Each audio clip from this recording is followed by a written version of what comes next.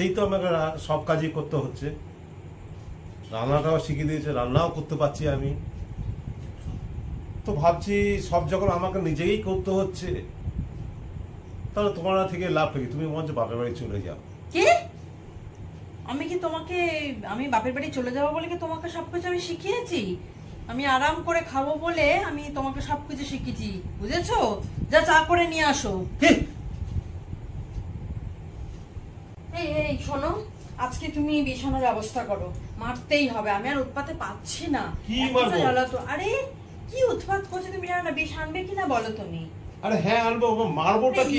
ইঁদুরের জ্বালায় আমি থাকতে পারছি না। ঠিক আছে আনবো, বেশি করেই আনবো আজকে। হ্যাঁ বেশি করেই আনো। যেটা তো যারা ছোট থেকে করবো, আর ধীরেটাকেও মারতে হবে। ধীরে ইঁদুরকে যে চালাচ্ছে, এই যে তুমি চালাচ্ছ।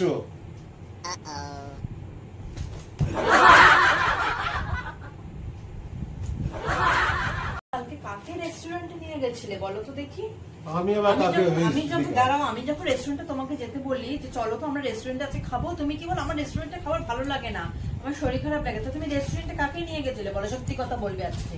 আরে আমি কোন রেস্টুরেন্টে যাইনি আমি। এটা তাহলে কিসের বিল? আজকে যদি আমি জামাটা প্যান্ট না কাচতাম তাহলে তো আমি বুঝতেই পারতাম না, এই বিলটা আমি দেখতেই পারতাম না। দেখো তো এই বিলটা কিসের তাহলে বলো?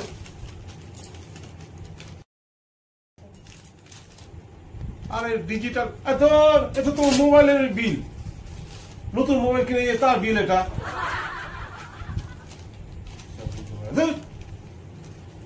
শপিং করতে যেতে হবে, দুটো ড্রেস কিনতে হবে আমার। এই তো গত সপ্তাহে দুটো কিনে দিলাম। হ্যাঁ শোনো, দুটো ড্রেস কিনে দিয়েছো, কিন্তু ওই দুটো ড্রেসের ফটো আমি অনেক তুলেছি আর সবাই দেখে নিয়েছে, ওই দুটো ড্রেস আর পরা যাবে না। তো তোমাকে পাড়ার লোকরা সবাই দেখে নিয়ে, তাহলে কি তোমাকে পাল্টে নতুন নিয়ে আসবো?